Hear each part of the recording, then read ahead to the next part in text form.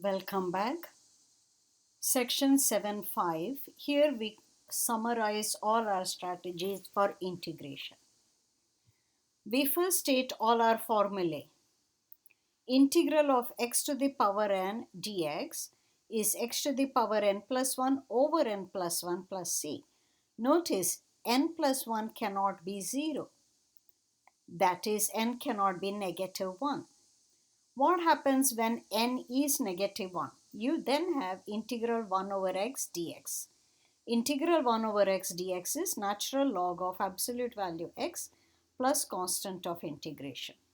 Integral of e to the power x dx is e to the power x plus c. Integral of any other base, base has to be positive, not 1. Integral of b to the power x dx is b to the power x natural log of b. So remember, b cannot be 1. Integral of sine is negative cosine plus constant. Integration cosine is sine plus constant. Integration of secant squared is tan x plus constant. Integration of cosecant squared is negative cotan x plus constant. Integration of secant x tan x is secant x plus constant. Integration of cosecant x cotan x dx is negative cosecant x plus constant. Integration of secant x dx is natural log secant plus tan x absolute value plus constant. Integration of cosecant, mind you, is natural of absolute value cosecant x minus, be mindful of the signs, minus cotan x plus constant. Integral of tan, natural log absolute value secant. Integral of cotan, natural log of absolute value sine. Integral of sine hyperbolic. Cosine hyperbolic, integral of cosine hyperbolic is sine hyperbolic plus, by the way, constant of integrations.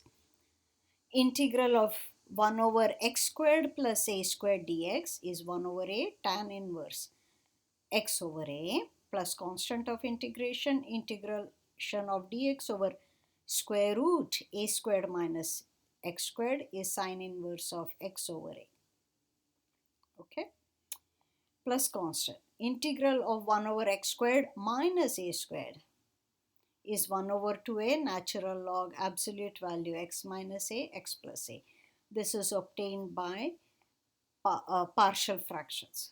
Okay. Integral of 1 over square root x squared plus or minus a squared is natural log absolute value x plus square root x squared plus or minus a squared plus constant of integration. Okay, again this takes trigonometric substitutions. All right, so these are the formulae we have already seen. Sorry. Strategies for integration. The very first strategy, first simplify. For instance, integral square root x 3 minus square root x. Well, if you try to think hard about it, it can get quite complicated. But if you simply simplify, that is multiply, you get 3 square root x minus square root x times x. Square root x is x. Now this is a straightforward integration. Okay. Second strategy. So first you try and simplify. If that doesn't resolve anything, look for obvious substitutions. So something like this, x over x squared plus a squared dx. You could very well use x equals tan theta, that is trigonometric substitution, or there is a much simpler substitution, set u equals x squared plus a squared. Why would you do that? Du will be 2x dx, so that takes care of the x dx. So a much simple, so when you can use obvious or simpler substitution, prefer that. Third step, if none of these work, then you are looking at the possible classifications. One is trigonometric. If your expression integrand is trigonometric, simplify and check, right? If it's rational, use method of partial fractions, right? If you can use integration by parts, do so. Rearrange it in such a way that you have logarithmic functions first, followed by algebraic, then trigonometry, and lastly exponential. Integration by parts gets easier. When you have radical expressions of this kind, it might help to substitute u to be the entire radical expression and then proceed. Okay, then use combination of methods, keep trying again and again. All right, so here are a few examples. Example, x squared over square root 1 minus x squared dx. Well, you can use trigonometric substitution, x equals sine theta. Then dx is cosine theta d theta. What about the denominator? You see, denominator is square root 1 minus sine squared theta, square root of cosine squared theta, so that's cosine theta at the bottom. Whereas numerator is x squared, that is sine squared. So cosine thetas cancel and you are left with an integral of sine squared. Sine squared, you might use double angle formula, 1 minus cosine 2 theta over 2 d theta. When you integrate, now this is straightforward. 1 over 2 gives me theta over 2 minus integral of cosine is simply sine, but because of the 2 there, I have to divide by 2 once more. So that's a 4 plus constant of integration. Now we are not done because this was substitution. X is sine theta, so theta is arc sine of x. So theta is sine inverse x over 2, right? Theta over 2 is sine inverse x over 2. Sine 2 theta can be written as 2 sine theta cosine theta. 2 reduces, that's a 2 there. Sine theta was x. Cosine theta was square root of 1 minus x squared. All over 2 plus constant of integration. Okay. Here is another example. Integrate natural log over x square root of 1 minus natural log power 2. Well, there is a radical expression there. Call that u. Then du would be 1 over 2 square root 1 minus natural log x squared. So that takes care of this expression. Then chain rule, don't forget chain rule. So I'm going to take derivative of this. So that's negative 2 natural log x. That takes care of that. Times 1 over x. That takes care of that x dx. So chain rule does wonders.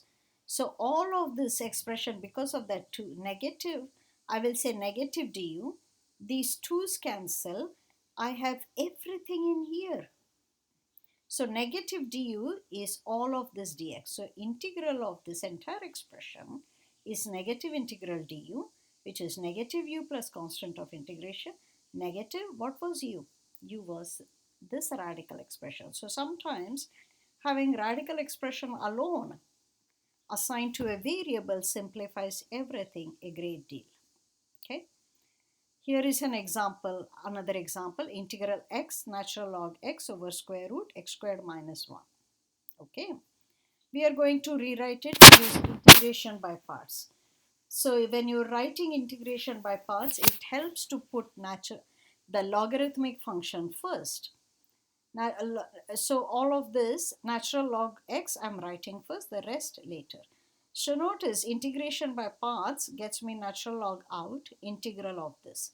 This is straightforward because you see x squared minus 1 could very well be u, in which case this becomes 2x dx becomes du. So I get a 2, and if you take integration of this, you will get it correctly. Okay, so whereas here, continuing, I have a 1 over x because of derivative of natural log and integral here. Okay, so that simplifies. At this point, you might want to use trigonometric substitution and you get your result.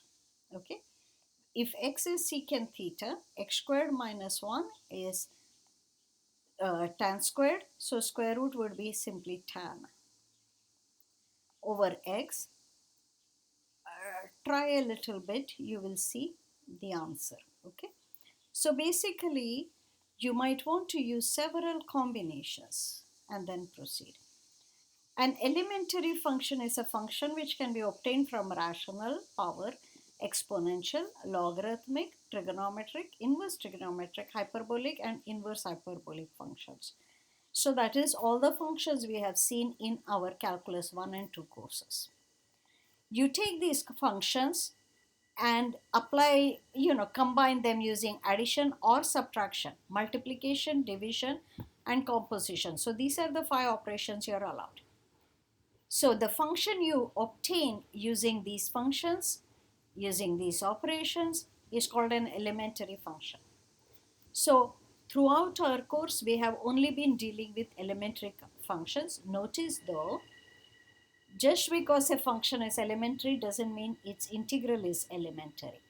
Okay, integral need not be an elementary. So integration is a very vast project, but the problems we have looked at have been elementary functions. Okay, so now we continue with problems from web work in our next video.